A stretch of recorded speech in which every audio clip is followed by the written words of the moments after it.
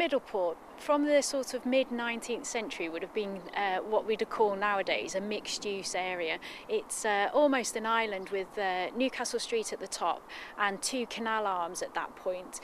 coming up to form a triangle, and Middleport is basically what's in the middle. It had a purpose. It was a thriving industry that threw out pottery that went all across the world. People were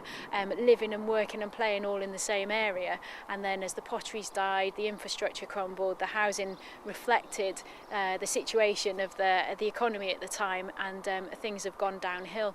What we've done in the area so far is purchased and cleared a number of housing sites, and we're in the process of consulting on a master plan for the wider area that will include re-provision of new infrastructure, new green pathways, new connections up to the town centre, new leisure opportunities, new health opportunities, and the PCT's on site at the moment with its new GP practice. And we're looking at how we can reinvigorate the heart of Middleport with a new housing offer mixed in with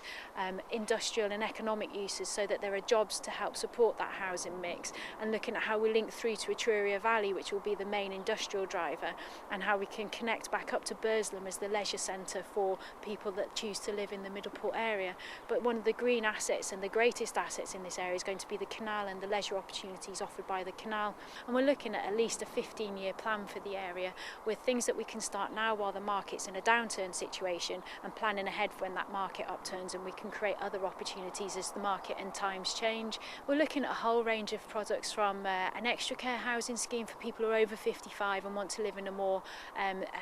self-contained environment, but with the fallback position of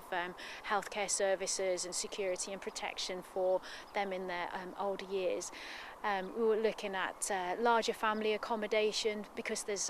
in the main 2- and 3-bed terrace properties around here, looking at how we can diversify that into 3- and 4-bedroom properties, because there's been an evident need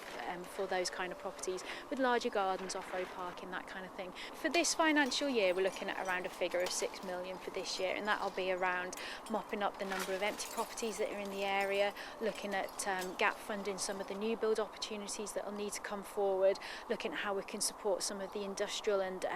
economic development, so that the housing opportunities will be of a better quality, and it's going to be around that kind of figure going along for the next few years.